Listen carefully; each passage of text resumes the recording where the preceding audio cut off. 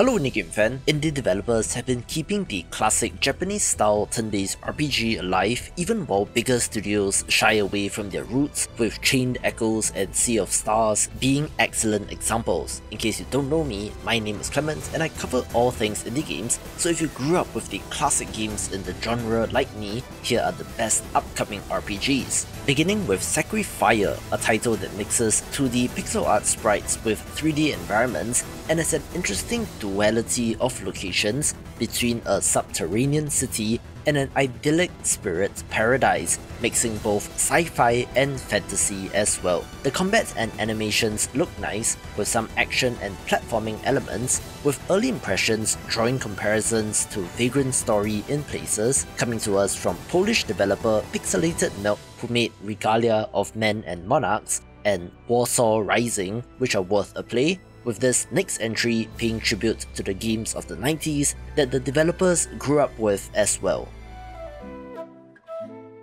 I've had this game on my short list of titles to cover in my original preview video, but it did not have a trailer at the time, but that has since been rectified, so here is Forge of the Fae. This is a self-described pixel-style retro modern RPG, and from the footage, it sure looks Chrono Trigger inspired in a way not unlike the aforementioned Sea of Stars, and has that also gorgeous pixel art as well. There's a crystal system for your abilities which looks fairly unique, but at its core, it's a turn-based JRPG, and if you have any nostalgia at all for games like this, do keep an eye on it. This video is brought to you by My Familiar, a pixel art buddy cop isekai turn-based RPG set on the mean streets of Wish City. Our two protagonists must fight and rap their way through the city, which just so happens to be corrupted and filled with dysfunctional demons. In turn-based RPG fashion, there are party members to recruit, of which there are 6 in this game, some examples of which are a remorseless sausage thief and a totally jacked luchador duck. So how's that for unique? Of course, me being me, I absolutely love the pixel art, with the turn-based combat and animations looking great as well. Oh, and the developer Preston is one of us, since he actually picked half the games on this list of the best upcoming RPGs, which are on my watchlist as well, so help him out by wishlisting the game on Steam. And they about to tear the whole city up. F-A-M-I-L-I-A-R, yeah, they know who we are, yeah. Here's something a little different in Beastieball, an adorable looking monster taming title, but not in the traditional dogfighting kind of way, but rather as a full-on volleyball RPG of all things. You're recruiting and training a team of beasties and facing off against wild ones or in tournaments, all in an attempt to compete and win the Crown Series. This has a little bit of a tactical element since positioning on the playfield matters, in which your beasties use the power of teamwork to get the job done. As they play together, their relationships will deepen from the friendly competition of rivals to being besties, partners, and even sweethearts, where you need to leverage these in order to win the match. Each beastie has their own unique traits and of course can evolve as well, looking like an awesome alternative take on the subgenre, and comes to us from the developer of Wonder Song and Chicory, which explains the cozy vibes.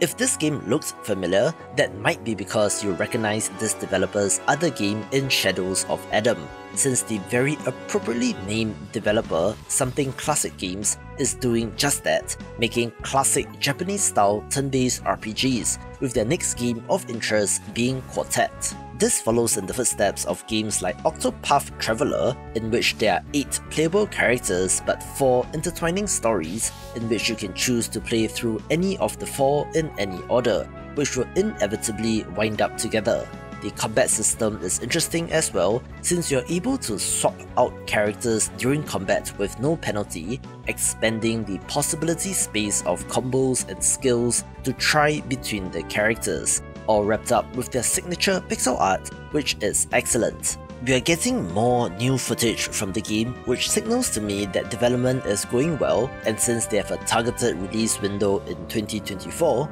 maybe the release will be pretty soon.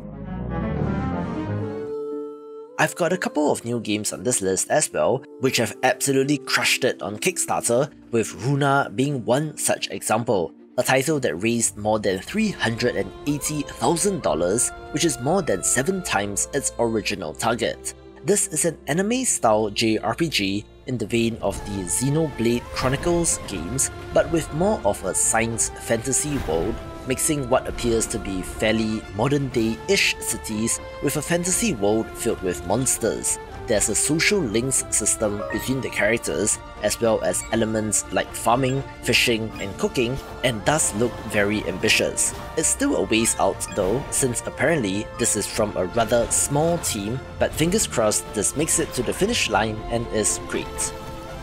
Here's a new trailer for Bloomtown: A Different Story, a game that definitely has Stranger Things vibes, but in a different time period, set in the 1960s inspired Americana world that mixes a life sim with a JRPG. Our protagonist and her friends are on a quest to save their town from demonic creatures, having to find out the truth after children start disappearing. You're also able to call upon your own inner demons, and even has a monster taming aspect, being able to weaken and then capture enemy creatures, so perhaps a little bit of Shin Megami Tensei in this. In between the battles are the life sim parts, where you can farm, go to the gym, go fishing, make friends, earn money and more, having excellent pixel art, and comes to us from the developer of Graveyard Keeper, so of course this is of interest.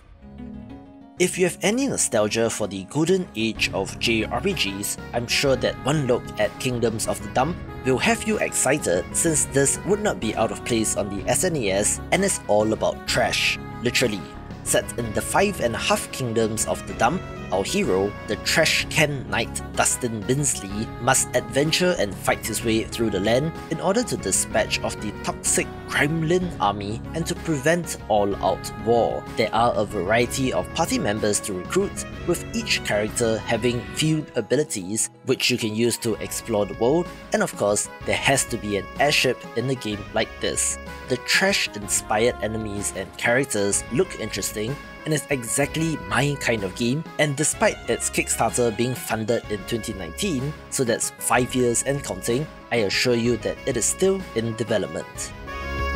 This next title kind of slipped my mind, but thanks to Preston for pointing it out, since Hymn to the Earless God is from the developer of Jimmy and the Pulsating Mass, an Earthbound style game which is a little bit of a cult classic, but this game, as far as I know, has nothing to do with the first game. Like Quartet, this has 4 unique characters, each with their own stories, as they need to battle unique calamities that might just destroy the planet. However, from the description, they talk about having over 40 mercenaries to recruit to your party, which can react to enemies, such as running away mid-battle if traumatized, where you can also devour corpses of slain enemies to get buffs, has modifiable weapons for unique builds as well, and I don't know about you, but that sure sounds like fear and hunger to me. 40 mercenaries is a lot, so I wonder how all their unique motivations will weave together and interact with each other, looking like another very ambitious and atypical JRPG that is certainly worth keeping an eye on. Speaking of Kickstarter, another recent title that absolutely crushed it is Elzara Radiant Echoes, a game that raised $100,000 in 48 hours, and if you're watching this video around the day of release, the campaign is still live, so check it out for stretch goals and rewards. This is inspired by PS2 era JRPGs, Final Fantasy X in particular,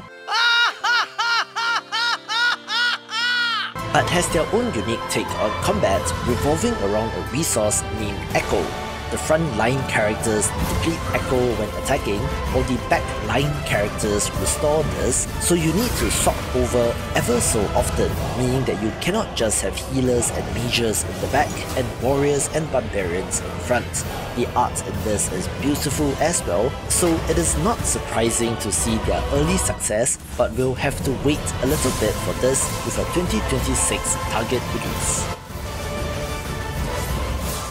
A list like this will be incomplete without mentioning Deltarune, the follow-up to Undertale, so that alone speaks volumes. Chapter 1 and 2 are currently available for free, so it is kind of partially out, but truth be told, I'm waiting for it all to be playable in one chunk. And Undertale/Deltarune fandom can be very weird and aggressive about their game, which I've had my share of in the comments as well, but hopefully that won't turn you off the game, since I think there are interesting ideas here. Watch this video for more JRPGs.